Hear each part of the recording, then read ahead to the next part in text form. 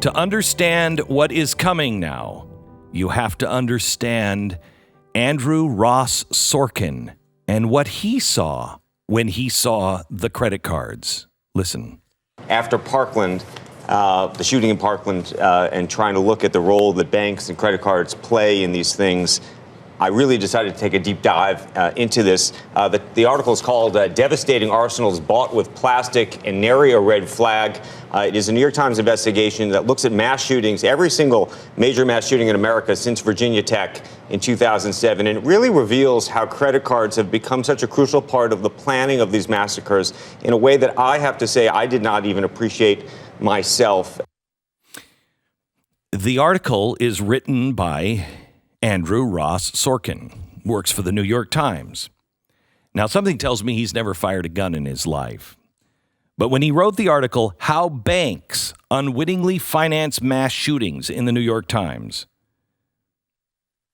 it's time to pay attention.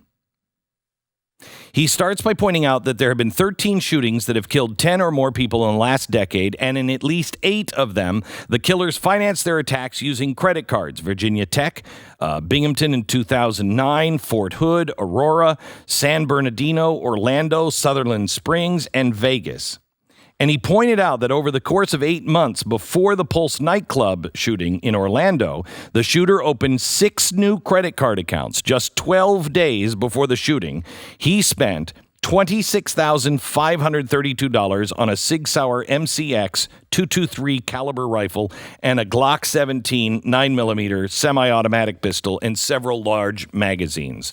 He also bought thousands of rounds of ammunition, and then he went out and bought a $7,500 ring for his wife that he bought on a jewelry store card. Should the bank have allowed him to do that? Because before that month, he spent about $1,000, $1,500 a month. The difference was so dramatic that 2 days before the shooting, the killer frantically searched Google for credit card unusual spending and credit card reports, all 3 bureaus. He searched FBI and why banks stop your purchases. So should Google have alerted anyone? The killer in Aurora, Colorado, the movie theater, spent $11,000 on guns and ammunition, all on a credit card. The issue now has revealed a split between the banks and credit card companies. On one side, there are companies that support monitoring as a form of public safety. Following the shooting in Parkland, Florida, Citigroup adopted a new code of conduct for gun dealers and manufacturers that the bank does business with. It requires retailers to impose age limit restrictions on gun sales. That is against the Constitution. There is no law. But Citigroup has said, well, you know what? This is what we want to do as a company. And have they received any pushback from the general population? Check your credit cards. Do you have a Citi card?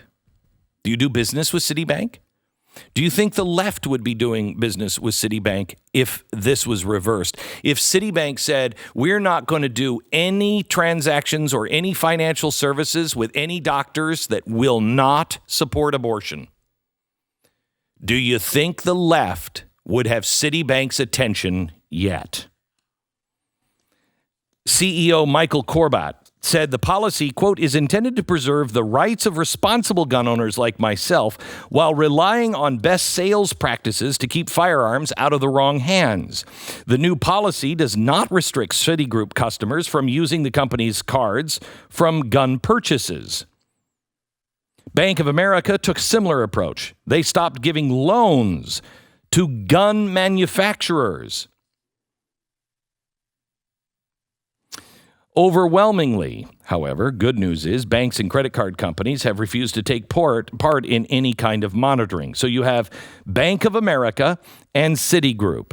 Do you do business with either of those? Remember, the left, if they were told, no, it's not the whole doctor thing. No, it's just if they say that a minor can have an abortion, I mean, after they're 18 or 21, that's fine. But if if those people are saying they can have an abortion without their parents' permission under 18, why, we're not going to do any financing for that organization. Do you think the left would put up with that? Now, even if the banks and the credit card companies agreed to start monitoring purchases, gun sales are tough to track because they many times appear on statements as, sporting goods or retail shop purchases, places like retailer, like Walmart, et cetera, sometimes discount stores, it'll just be marked variety. So who knows what that is? And then there are stores like Dick's Sporting Goods that imposed restrictions on their gun sales. How'd that work out for them? Now, Joseph Moreno, he's a former federal counterterrorism prosecutor, staff member of the FBI's 9/11 Review Commission. He says this is easy to fix. He said they have all the infrastructure in place. They can deal with suspicious activity. It would just be tweaking it a bit to consider firearm-related information. And information is the key word. Information. Why does Google have anything in your house with a microphone? For information. You think you're getting information? No. They're getting much more information about you. Facebook. It's all about information. We are living in surveillance capitalism times. Information is the key word. Now, there's lots of things that already happen. For instance, a bank has to report anytime a single person makes a transaction over $10,000. I'm going to put $10,000 cash into my account. I'm going to take $10,000 out. Whether the transaction is legal or not, they have to report it. And banks must report the transactions over $5,000 if somebody just has a feeling that's suspicious. There are also laws that restrict gun purchases. Under the Gun Control Act of 1968, firearms dealers must report if someone buys 2 or more handguns in a span of 5 business days. There's also a lot of official blowback from the idea that the banks could monitor our purchases, effectively compiling a list of all the gun owners. Last year, John Kennedy, not that John Kennedy, a Republican senator from Louisiana, introduced the No Red and No Blue Banks Act. The bill would prohibit the federal government from giving contracts to banks that would discriminate against lawful businesses based solely on social policy considerations.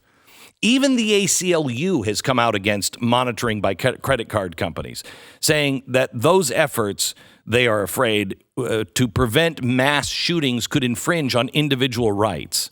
Do you think?